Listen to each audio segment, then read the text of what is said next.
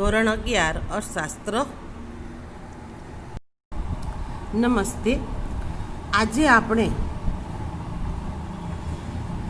ધોરણ 11નો 7મો પાઠ ભારતીય અર્થતંત્ર. ભારતીય અર્થતંત્ર એટલે કે ભારતનું અર્થશાસ્ત્રમાં અર્થતંત્ર, આર્થિક વિકાસ, આર્થિક પ્રવૃત્તિઓ કયા પ્રકારની હતી એના વિશે આપણે ચર્ચા કરીએ. એમાં આપણે જુદા જુદા સમયગાળા દરમિયાન ભારતનું અર્થતંત્ર કેવું પ્રવર્તતું હતું એની વાત કરીએ. જેમાં પ્રાચીન ભારતનું અર્થતંત્ર, રોજગારીનું માળખું કેવું હતું પ્રાચીન ભારતમાં, આવક કેવી હતી, રાષ્ટ્રીય આવક, સ્વાતંત્ર્ય પહેલાનું ભારતનું અર્થતંત્ર એટલે કે આઝાદી નહોતી મળી એ પહેલાંનું અર્થતંત્ર.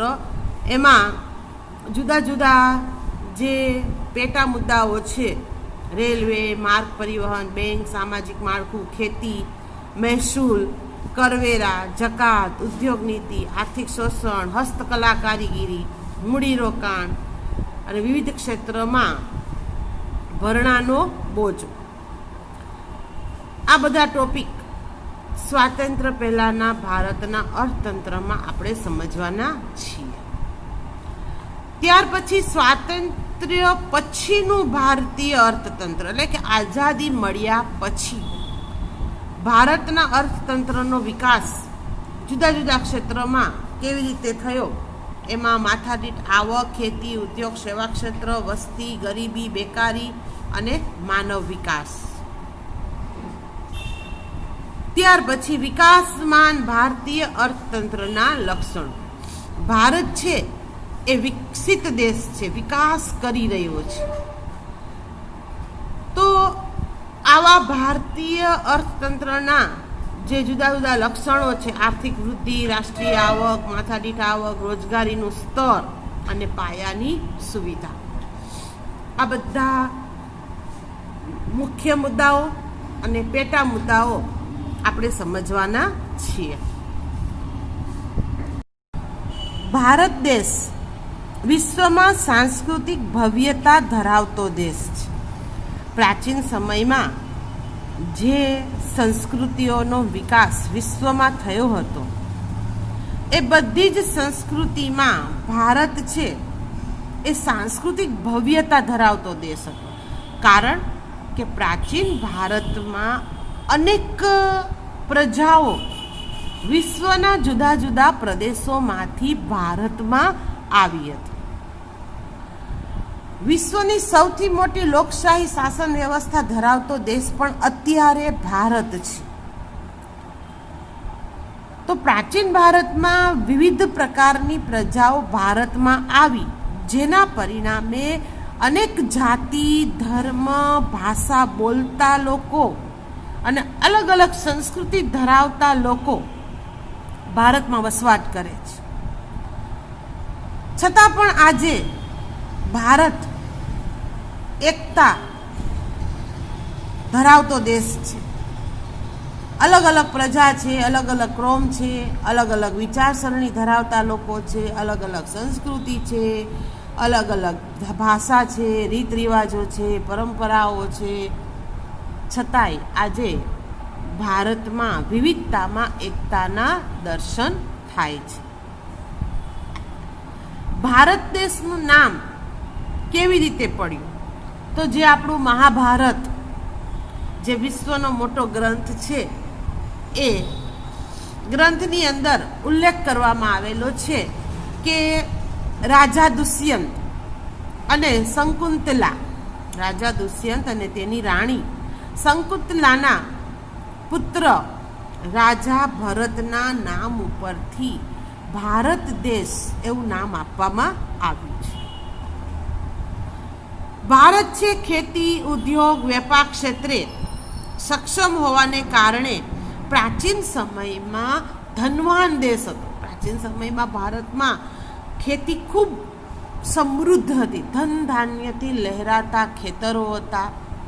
જુદા જુદા પ્રકારના ઉદ્યોગોનો પણ સારો એવો વિકાસ થયેલો હતો. પ્રાચીન ભારતમાં ભારતીય લોકો એ સમયની જે સમકાલીન સંસ્કૃતિ હતી તેની સાથે વેપાર સાથે પણ સંકળાયેલા હતા. એટલે ભારત ખૂબ જ સમૃદ્ધ દેશ હતો અને એટલા માટે જ ભૂતકાળમાં પ્રાચીન સમયમાં ભારતને સોને કી ચીડિયાના નામથી ઓળખવામાં આવતો હતો. ભારત સોનાની ચીડિયા ધરાવતો દેશ હતો, એટલે કે સોનાની ચીડિયાના નામથી એને ઓળખવામાં આવતો હતો. ભારતની સમૃદ્ધિ જોઈને, ભારતની ધન ધાન્યથી આકર્ષાઈને પ્રાચીન સમયમાં ભારતમાં ઘણા બધા આક્રમણો થયા. ભારતની ઘણી બધી ધન સંપત્તિ લૂંટાઈ ગઈ હતી. પ્રાચીન ભારતમાં આવેલી જે પ્રજાઓ છે એમાં કેટલીક પ્રજાઓ છે એ સત્તા મેળવવા માટે આવી હતી, આક્રમણ કર્યું હતું અને સત્તા પણ પ્રાપ્ત કરી હતી. જેમાં 1526થી 1858 એટલે કે 16મી સદીથી શરૂઆત કરી અને 19મી સદીના મધ્ય ભાગ સુધી ભારત ઉપર મુઘલ સામ્રાજ્યનું શાસન હતું. કારણ કે સૌ પ્રથમ ભારતમાં લાંબુ શાસન કરનાર જે મુઘલો આવ્યા હતા 1526થી 1858 સુધી, મુઘલો પછી યુરોપિયન પ્રજાઓ પણ ભારતમાં આવી હતી અને આ રીતે સામ્રાજ્ય છે એ સ્થપાયું હતું. કેટલીક એવી પ્રજાઓ હતી કે જે ભારતમાં માત્ર વેપાર કરવા જ આવી હતી. તો આવી જે પ્રજા છે એમાં ફ્રેન્ચ, પોર્ટુગીઝ, ડચ અને અંગ્રેજો જે ભારતમાં વેપાર કરવા આવી હતી. પણ ધીમે ધીમે વેપારની સાથે તેમણે સત્તા હાંસલ કરી અને ભારતમાં તેમણે શાસન કર્યું હતું. તો આ જે ફ્રેન્ચ, પોર્ટુગીઝ, ડચ, અંગ્રેજો આ બધી યુરોપિયન પ્રજાઓ હતી જેણે ભારતને ગુલામ બનાવી અને ભારતમાં 200 વર્ષ જેટલું શાસન કર્યું હતું.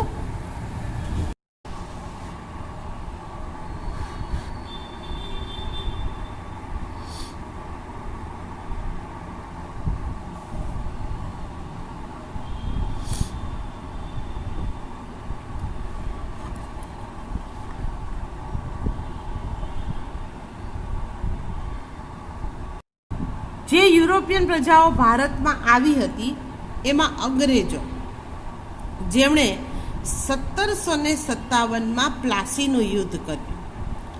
પ્લાસીના યુદ્ધથી એમની સત્તાની સ્થાપના થઈ અને 1947 સુધી 1757થી 1947 સુધી તેમણે ભારતમાં આધિપત્ય જમાવ્યું. કારણ કે 1947માં આપણે આઝાદી મેળવી. તો આ જે એમનો સમયગાળો છે 1757થી 1947, 200 વર્ષ જેટલું ભારતમાં શાસન કર્યું. જેમાં 1757 પ્લાસીનું યુદ્ધ 1757માં કર્યું હતું. 1757થી 1858 સુધી જે આ 100 વર્ષનો જે સમયગાળો છે એ 100 વર્ષના સમયગાળામાં જે ભારતમાં વેપાર કરવા માટે જે કંપની આવી હતી, અંગ્રેજોએ જે કંપનીની સ્થાપના કરી હતી, ઈસ્ટ ઇન્ડિયા કંપની, એનો સમયગાળો હતો. એણે ભારત ઉપર સત્તા સ્થાપી અને શાસન કર્યું હતું. પણ 1857માં વિપ્લવ કરવામાં આવ્યો, બળવો કર્યો હતો. ભારતના જે લોકોને અન્યાય થયો હતો એ તમામ લોકોએ ભેગા થઈ અંગ્રેજી શાસનને નાબૂદ કરવા માટે વિપ્લવ કર્યો. એટલે એ સમયે જે બ્રિટિશ શાસન હતું